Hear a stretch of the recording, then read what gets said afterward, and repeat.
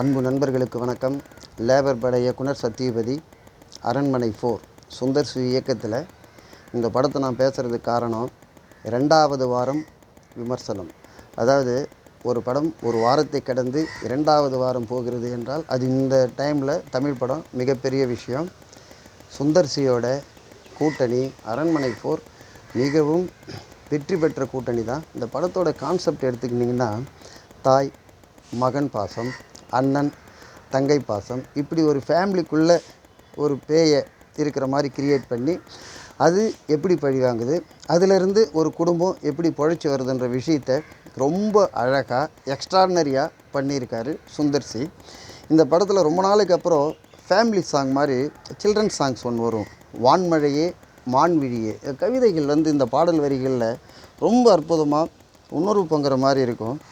VTV Ganesh, Yogi Babu இவர்களுடைய கூட்டணி, கோவை சரளா. இந்த காமெடி ஃபஸ்ட் ஹாஃபில் ஒரு பிளாட்ஃபார்மில் ஜெனுவனாக போகும். ஆனால் செகண்ட் ஹாஃபில் இந்த காமெடி இந்த கூட்டணியுடைய காமெடி ரொம்ப எக்ஸ்ட்ராடினரியாக இருக்கும். இதில் இன்னொரு ஹைலைட்டான விஷயம் என்னென்னா, தமன்னாவுடைய போர்ஷன் எல்லாமே உணர்வுபூர்வமாக. இதில் முதல்ல இந்த டைலாக் ரைட்டரோட விஷயங்கள் ரொம்ப எக்ஸ்ட்ராடினரியாக இருக்கும். அனுபவமான விஷயங்கள். ஒரு ஃபேமிலிக்குள்ளே அண்ணன் தங்கச்சி விஷயத்தையும் ஆப்ரேட் பண்ணணும், மாமன் மச்சான் விஷயத்தையும் ஆப்ரேட் பண்ணணும், குழந்தைய வச்சுக்கின்னு பேயை வச்சுட்டு மெயின்டைன் பண்ணணும். ரொம்ப அழகாக, அதாவது ஆபாச வசனங்கள்லாம் இல்லாமல் அந்த மாதிரியான வாய்ப்பு கிடைச்ச நேரத்தில் டைலாக் ரைட்டரு காமெடி ஸ்கிரிப்டில் ரொம்ப தெளிவாக உட்கார வச்சுருக்காங்க.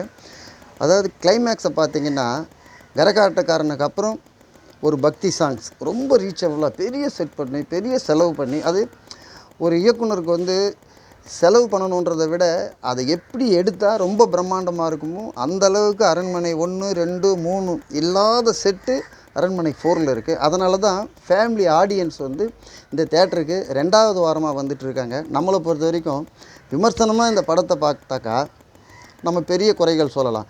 ஆனால் நீங்கள் ஃபேமிலி ஆடியன்ஸாக ஒரு 120 ரூபா டிக்கெட் வாங்கி கொடுத்துட்டு போனீங்கன்னா ஃபேமிலியோடு கனெக்ட் பண்ணக்கூடிய படம் அரண்மனை 4.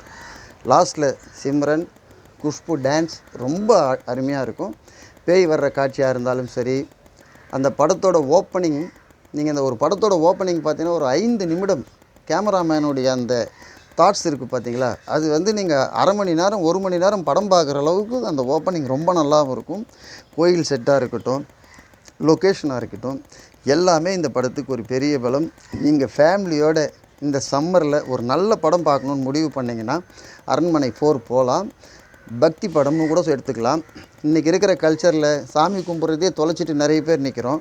அந்த மாதிரி சூழ்நிலையில் ஃபேமிலி சென்டிமெண்ட்டுன்னு டிவி சீரியலில் இருக்கிற லேடிஸுங்களை சினிமாவுக்கு இழுக்கணுன்னா இந்த மாதிரியான கதைகளும் தமிழ் சினிமாவுக்கு தேவை. இது ஒரு ஜனரஞ்சகமான, ஆபாசம் இல்லாமல் விரசம் இல்லாமல் நம்பி ஃபேமிலியோடு போயிட்டு உக்காந்து பார்க்கக்கூடிய பொழுதுபோக்கு சித்திரன்றதில் மாற்று கருத்தில்லை. நன்றி, வணக்கம்.